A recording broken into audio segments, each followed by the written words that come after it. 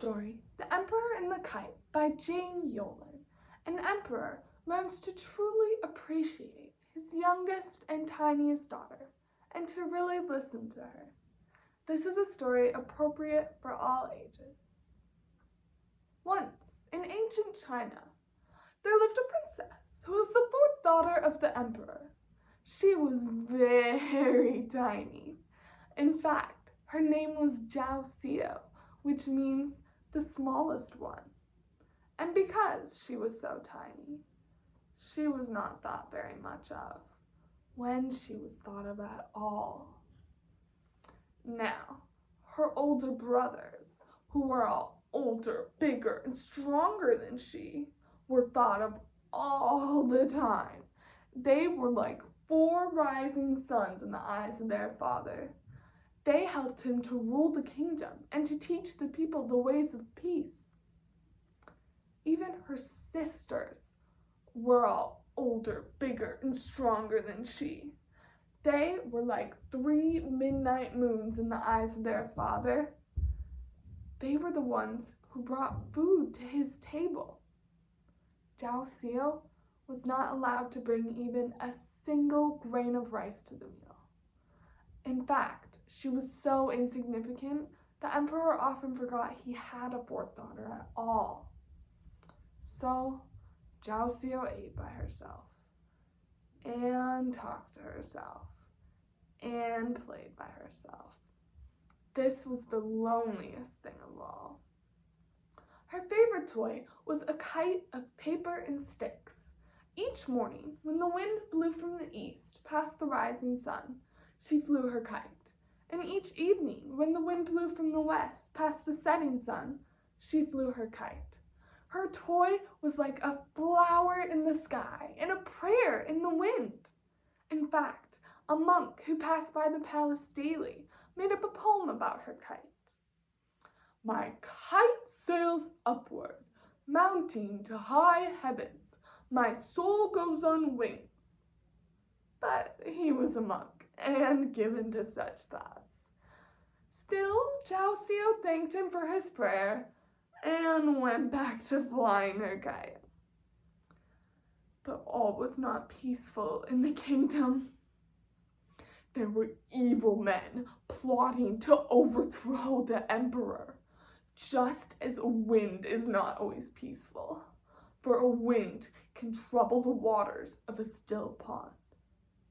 One day, when the emperor's sons were away ruling in the furthermost parts of the kingdom, and his daughters were down in the garden, the evil men crept up.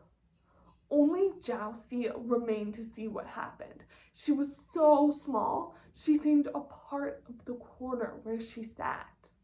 The evil men took the emperor to a wide treeless plain with a single tower in it.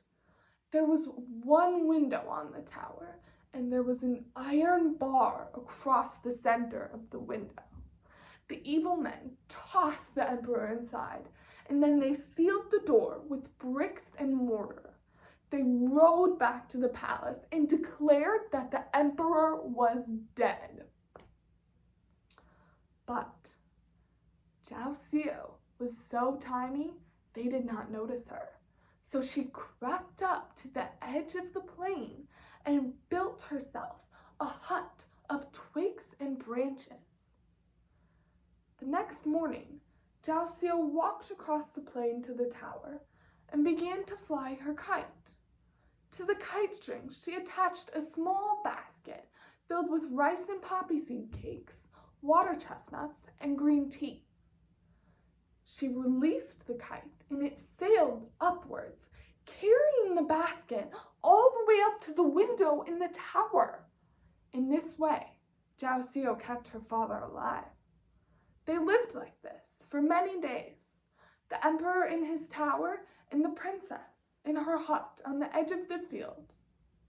One day, when Zhao Xiao was preparing a basket of food for her father, the monk walked by. She waved to him, but he seemed not to see her. Yet, as he passed by, he repeated his prayer in a loud voice. My kite sails upward, mounting to high heavens. My emperor goes on wings. Jalceo started to thank him, but then she stopped. There was something different. The words were not quite right. She called out to him, but he had already walked by, for he was a monk, and they do not take part in things of this world. Then Jalceo understood. She understood what he was trying to tell her. He was trying to tell her something important. From that day on, when she wasn't bringing food to her father, she was very busy. She began to twine a rope of her vines, twigs, and her own long black hair. She knew the rope was ready when it was as thick as her waist and as high as the tower. She attached the rope to the kite string and made her way over to the tower. But she called up to her father, but her voice was as tiny as she, and her words were lost in the wind. Finally, her father looked out the window and saw Jalceo below. The kite was raging about in the wind, and he expected to see his basket of food, but he only saw Jalceo holding tight to the end of the rope. Then the emperor understood. He understood his daughter's plan, and he knew that if her plan worked, she would never want for anything again. He promised himself he would take care of her. But all Jalceo had ever wanted was to be loved. But the emperor reached outside the window, grabbed the rope, pulled it into the room with him. He untangled the kite, releasing it, saying, "Go to thy home in the sky, great kite." And the kite sailed to high heavens. Then the emperor stepped up onto the windowsill, ducked under the bar, saluted the gods, and slid down the rope. His robes billowed out around him like a great kite. When he reached the ground, he pressed his lips to the ground before his daughter. Then he rose and embraced her. With one arm encircling her, he said, "Come to thy home with me, loyal child." He then placed her on his shoulders and carried her back to the palace. When they arrived at the palace, they were greeted by wild and cheering crowds. The people had grown tired of the evil men, but they were too scared to act alone. With their emperor back to guide them, they tossed the evil men in prison. The emperor ruled with Jalceo by his side until the end of his days. It is said he never neglected another person, whether great or small. And Jalceo ruled too, after him, her loyalty like the wind, and her kindness as unyielding.